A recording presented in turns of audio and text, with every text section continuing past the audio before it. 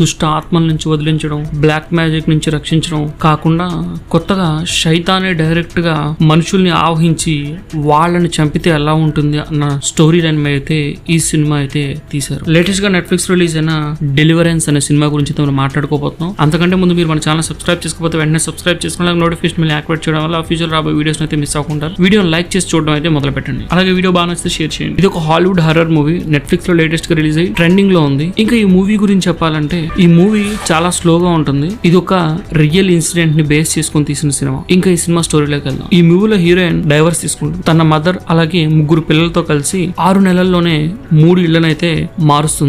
తనకు ఒక రకమైన డ్రింకింగ్ ప్రాబ్లం కూడా ఉంటుంది. సో ఈ డ్రింకింగ్ ప్రాబ్లం తో ఉండడం వల్ల, డైవర్స్ అవడం వల్ల తన మీద కొన్ని కేసెస్ అయితే నడుస్తూ ఉంటాయి. అలాంటప్పుడు పోలీస్ అయితే అబ్జర్వ్ చేస్తూ ఉంటుంది తనని. ఇలాంటి సమయంలో హీరోయిన్ కొత్త ఇంటికి వెళ్ళాక వాళ్ళ ఇంట్లో జరిగే విచిత్రమైన సంఘటనలన్నింటినీ కూడా తను అబ్జర్వ్ చేసి ఎవరికైనా చెప్దాం అంటే తనకున్న డ్రింకింగ్ ప్రాబ్లం వల్ల తన మీద ఎవరికి నమ్మకం లేకపోవడం వల్ల ఎవరు తన మాటలు అయితే నమ్మరు. పర్టికులర్ గా పోలీస్ ఆఫీసర్ అయితే అసలే నమ్మదు. అయితే ఇక్కడ జరిగేది ఏంటంటే ఈ దెయ్యాలు పడడం వల్ల తనకున్న 3 పిల్లలు శరీరం మీద ప్రతిరోజు ఏదో ఒక గాయం కనిపిస్తుంది. ప్రతిరోజు రాత్రి గోడ కొట్టుకోవడం, తలుపుకి తలలు కొట్టుకోవడం లాంటివి చేసి వాళ్ళని వాళ్ళే గాయపరుచుకుంటూ ఉండేవాడు. అలాంటిది ఒక రోజు ఎక్స్ట్రీమ్ కి వెళ్ళిపోయి ఒకళ్ళు చంపుకోబోతుంటే హీరోయిన్ అయితే కాపాడుతుంది. ఈ సమయంలో హీరోయిన్ మదర్ చూసి అప్పుడు హీరోయిన్ చెప్పిన విషయాలని నిజమని నమ్మడం మొదలు పెడుతుంది. కానీ సాడ్లీ హీరోయిన్ ఈ సమయంలో ఏం చేయాలో తెలియక, తన పిల్లల్ని ఎలా రక్షించుకోవాలో తెలియక, అసలు జరుగుతుందంతా నిజమో కాదో అర్థం కాదు. ఎందుకంటే హీరోయిన్ కి దేవుడి మీద దెయ్యాల మీద నమ్మకం లేదు. అలా తను ఆలోచించుకుంటూ బయటకు వచ్చిన సమయంలో ఈ ఇంట్లో ఇంతకు ముందు ఉన్న వాళ్ళ పరిస్థితి ఎలా జరిగింది అని చెప్పి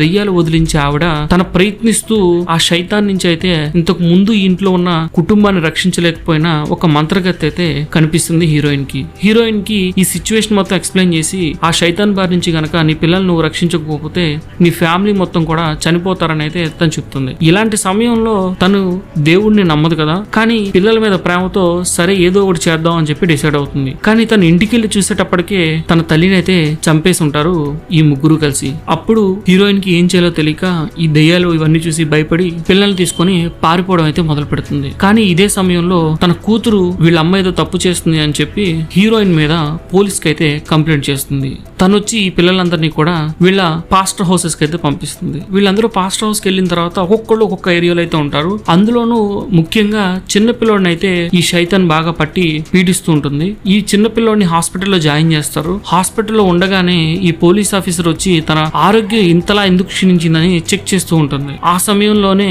తను చేతులు కట్టిన బెల్ట్లన్నిటిని చీల్చేసి గోడెక్కి స్పైడర్ మ్యాన్ లా పాకేస్తుంటాడు. అది చూసిన ఆ పోలీస్ ఆఫీసర్ మైండ్ అయితే చెడిపోతుంది. సో అక్కడి నుంచి ఏం చేయాలో తెలియక బయటకు వచ్చేసి వీళ్ళందరికీ ఇన్ఫర్మేషన్ అయితే ఇస్తుంది హాస్పిటల్ ఉన్న స్టాఫ్. తీరా చూస్తే ఆ పిల్లోడైతే హాస్పిటల్లో గందరగోళం చేస్తూ ఉంటాడు. ఇక ఫైనల్ గా డాక్టర్స్ వచ్చి అతనికి మత్తు మందు ఇవ్వడం వల్ల సైలెంట్ గా అయితే పడుకుంటాడు. ఇదే సమయం అనుకుని హీరోయిన్ ఎవరికి తెలియకుండా వచ్చి ఆ దయ్యాన్ని విడిపించే ఆవిడ్ని తీసుకొని ఈ పిల్లోడిని అయితే కిడ్నాప్ చేసి హాస్పిటల్ నుంచి వాళ్ళ ఇంటికి అయితే తీసుకెళ్తుంది. ఎందుకంటే అక్కడే శైతాన్ ఉంది కాబట్టి అక్కడే దాన్ని విడిపించాలనుకుంటారు. సో వీళ్ళు బైబిల్లో ఉన్న వాక్యాలను బట్టి ఒక హోలీ వాటర్ అయితే తయారు చేసుకొచ్చుకొని ఆ హోలీ వాటర్ తో ఈ పిల్లవాడి మీద చల్లి దయ్యాన్ని విడిపించే ప్రయత్నం అయితే చేస్తారు. అయితే ఈ సమయంలో ఏమవుతుందంటే శైతాన్ అయితే పూర్తిగా బయటకు వచ్చేసి తన నిజ స్వరూపాన్ని చూపించడానికే ప్రయత్నిస్తుంది. తన మదర్ లాగా, తనలాగా, అందరిలాగా బాడీని అయితే షిఫ్ట్ చేసుకొని హీరోయిన్ ని అలాగే ఆ దయ్యం విడిపించే ఆవిడ్ని ఇద్దరిని కూడా కన్ఫ్యూజ్ చేసి హడావుడి చేస్తుంది. ఇదే సమయంలో వీళ్ళు హోలీ వాటర్ చల్లిన ప్రతిసారి కూడా